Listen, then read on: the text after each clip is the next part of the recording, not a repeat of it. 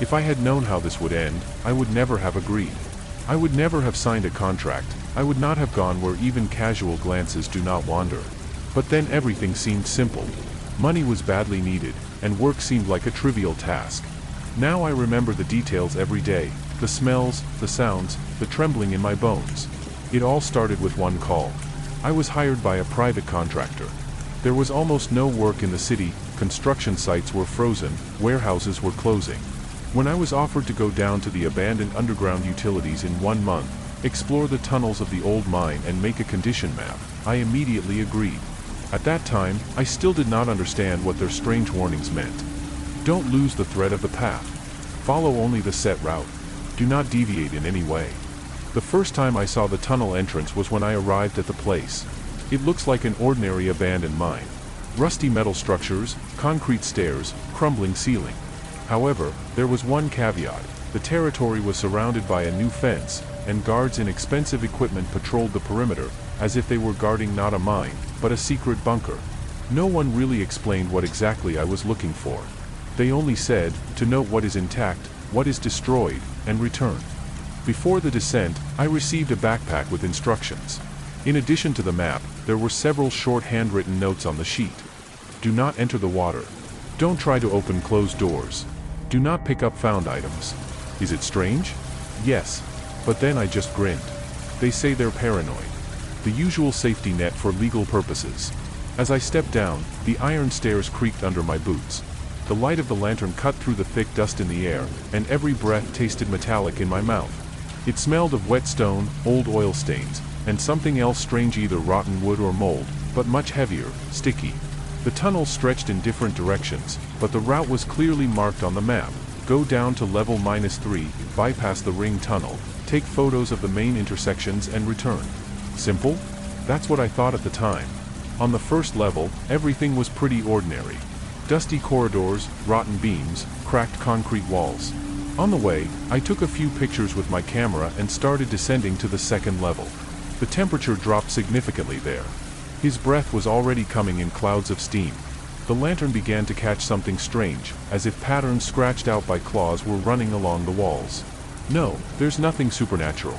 Just traces of time, corrosion, possibly remnants of old supporting structures.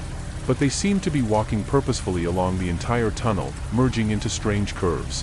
On the third level, the strangest thing began. The mine was supposed to be dry. But somewhere deep inside, I heard the sound of water. It was not loud, but monotonous, as if droplets were running down something metallic. After a couple of minutes, I came out to the area where the tunnel was half flooded. The water stood like a black mirror all the way to the archway. I remembered the warning, do not enter the water. After walking around the dry stones, I noticed strange signs on the wall. They didn't look like ordinary building markers. Scratched deep into the concrete, the patterns ran in long loops, like children's doodles, only more purposeful. I took a picture of them and moved on. I walked for maybe 20 minutes. The mine branched off, but I strictly followed the map. The only thing that knocked me out was the silence. There were no sounds, no drops, no creaking metal, no howling drafts. Just footsteps. And my heavy breathing. I found the first note at one of the stops. Attached to the wall with a piece of rusty nail. Don't listen. Keep walking. Don't stop. The note was old and faded, but it was clearly written by someone who had not left it for entertainment. The handwriting was shaky, like someone who wrote in a hurry. I looked around, but there was no one. Just an endless corridor stretching into the darkness. With the lantern in my hand, I continued on my way. Then there were the old iron doors. Some were sealed shut. I noticed an old keychain on the floor of one of them. But remembering the instructions, I didn't even try to pick them up. He hurried past, even though his heart told him to stop and look at it. At the turn of the tunnel, I smelled a smell. Sharp, suffocating, like a mixture of rotten fish and ammonia. Huge stalactites of frozen rust and mold hung from the ceiling. A viscous, cloudy liquid dripped from above. I pulled up my hood and quickened my pace. But the deeper I went, the more it seemed like a mine. It's changing. The walls seemed to narrow. The ceiling was coming down. The air was getting heavier. Sometimes I found myself walking in circles, even though the map showed a straight route. Half an hour later, I saw her. Room. Old. Concrete. There's a faded box in the corner. There was something stuck inside, pieces of paper, scraps of old photographs. Curiosity got the better of him. I carefully, without stepping over the threshold of the room, took out one of the photographs with a long stick. It showed a man in an old protective helmet. His face was contorted with horror.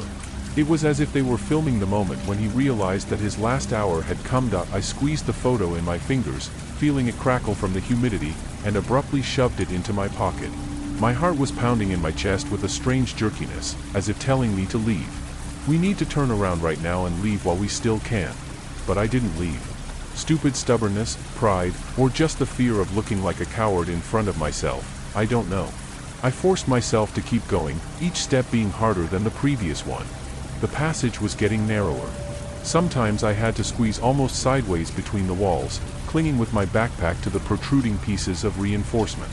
The light of the lantern floated across the gray slabs, picking out scenes of desolation, cracked slabs, pipes embedded in the wall, patches of strange rust, as if they were not just corrosion, but traces of someone's desperate attempts to claw their way out.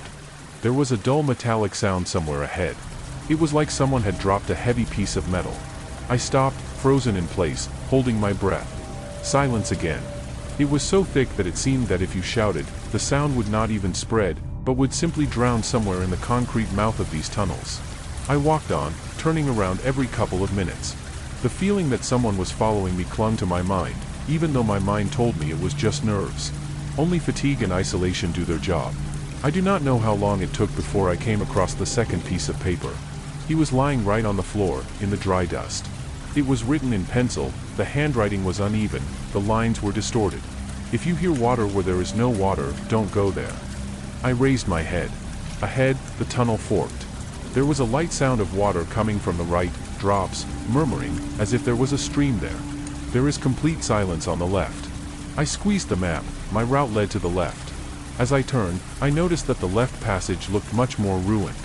Chunks of concrete slabs hung at an angle, and every step echoed in the void.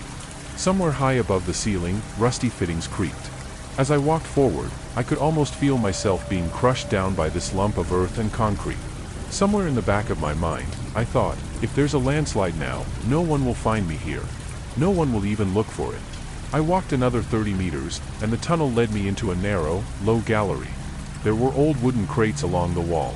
Some were broken, and there were remnants of tools, rags, and what looked like old miners' uniforms inside. Everything is covered with a thick layer of gray dust. I also found a helmet on the floor. It was split in two. There were streaks of something dark and dried on the inside. I didn't look closely. Nearby, under one of the drawers, a third piece of paper was peeking out. Don't try to understand. Just get out. I hid the note with the others and turned to go on, but suddenly I noticed a metal hatch in the corner of the room. It was open, leading down to another level, shrouded in thick darkness. I shouldn't have gone down there. The map told him to stick to the main route, but he was on top. But it was as if I was drawn there. Curiosity burned everything inside. Something was forcing me to take this step. And I did. I went down the slippery iron stairs. Down to where the air was so thick that you had to literally swallow it. It smelled worse downstairs than anywhere else. A mixture of rotten water, mold, and something else. Like the smell of old graves. The passage was narrower, so much so that sometimes I had to duck. The walls here were smooth, as if they had been worked by hand.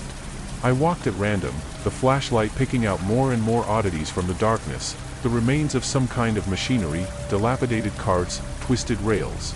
On one of the walls, I saw words scrawled with something sharp, "No one escaped here." I felt cold. I walked on. The tunnel led me into a vast room. Vaulted ceilings stretched away into the darkness. Small rivulets of water flowed across the floor, reflecting the glare of my flashlight. Nails could be seen hammered into the walls, as if someone had hung some objects here or someone. There were deep scratches on the walls in places, as if someone was trying to get out of this stone trap. I stood in the middle of the room. My heart was pounding in my temples. And then I saw something. On the other side of the room, barely illuminated by a dim beam, was an old notebook. The leaves were swollen from the dampness, but the cover was still holding. I approached slowly, feeling sweat break out on my back. When I opened my notebook, I saw the notes. Not just notes. It was a diary. A real diary of someone who was here. Pages full of despair. The first lines were neat, but then the handwriting turned into almost unreadable scribbles. We went down by order. There were 5 of us. The water was knee-deep. It smelled strange. There was something in the air. 2 days later, the first one disappeared. We heard his screams at night, but when we went to look, we found only his helmet. There is no connection. No one is answering upstairs. The food is running out. Something is moving outside the walls. I can hear it scratching. I'm alone. If anyone finds it, leave. Don't try to find the bodies. The last entry looked like it was being played in the dark, almost by touch. They came for me. I can hear them calling my name. I closed my notebook. My hands were shaking. I knew I had to leave. But when I looked up, the flashlight picked out a new corridor ahead, low, rutted, leading even deeper. And instead of turning around and walking away, I took a step forward. The corridor was so low that I had to duck almost twice. The stairs ended. There was sticky mud underfoot, mixed with fragments of stone and rusty iron. The air was thick and heavy, every breath was an effort, and the lantern began to shake in his hand, picking out more and more depressing details from the darkness. The wall seemed to shrink, and with each passing meter it became more difficult to move forward. But I was walking. Stupidly, persistently, as if there was a last thread left in this tunnel that could explain at least some of what was happening. Soon I noticed the wooden supports. They looked completely rotten, and in some places they were cracking under their own weight. Some were broken, as if they were being weighed down not just by the weight of the earth, but by something much more powerful, inexorable. There was a jacket under one of these supports. I came closer. It was an old work jacket, once blue, now gray with dirt and mold. Something was rustling in his pocket. I carefully pulled out a folded piece of paper. On it, in a trembling hand, was written, "Don't believe what you hear. These are all traps." I clutched the paper in my hand and looked around the dark corridor. Traps. What could be a trap here? The answer came almost immediately. I heard a voice. Quiet, barely discernible, but so distinct that my heart sank into my heels. Someone was calling my name. The voice sounded like it was coming from the depths of a tunnel, muffled and painfully familiar. I stood up without moving. My lips are dry. Everything inside screamed, "Don't go there. Don't go. Don't listen." I turned away from the sound and walked in the opposite direction, to where it was even darker, but quieter. Only the squelching of mud under my boots and heavy breathing accompanied me. The path led me to another room. It smelled different here, musty, like old, forgotten basements where no one had set foot in decades. There were bones on the floor. At first I thought they were animal bones, but upon closer inspection, I realized they weren't. They were too big, too human-like. Some were gnawed. My stomach cramped. I turned away, gritting my teeth, fighting a wave of nausea. There was a metal cabinet in the corner, peeling, with the doors half open. As I got closer, I saw that old personal items were neatly stacked inside, photo albums, work IDs, notebooks. Someone was trying to save at least a part of their life, even here, in this dead place. I automatically took the first ID card that came to hand. The face in the photo was so distorted by time and moisture that it was impossible to make out the features. The name also blurred. Only one word on the back of the photo was clearly preserved, as if it had recently been scratched out with a nail. There was no way out. I put the ID back. The feeling of hopelessness was getting stronger by the second. He went on. The corridors began to branch again. Sometimes I heard muffled sounds, as if someone was shuffling or breathing in the distance. Sometimes there is a distant scratching sound, as if nails were scratching on metal. But I never stopped. Fear paralyzed my mind, but my body was moving on its own, as if on autopilot.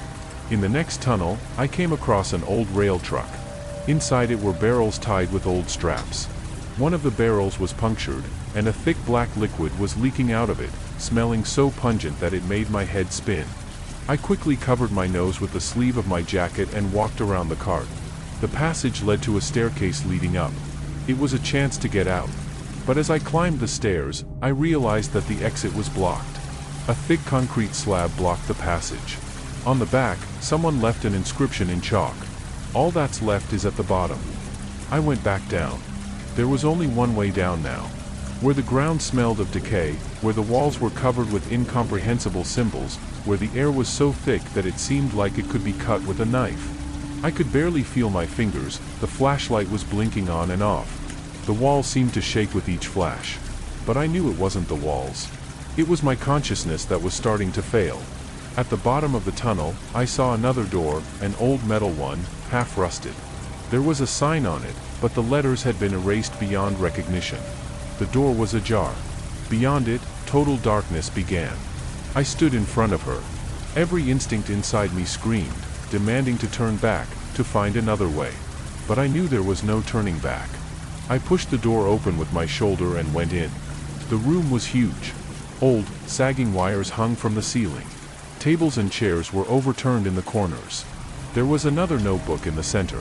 It was carefully placed on a wooden pallet, like an altar. I went over, squatted down, and opened it. The first page was blank. On the second hand, stained with something dark, it was written, "We chose the wrong place to escape." Before I could turn the next page, the door creaked behind me.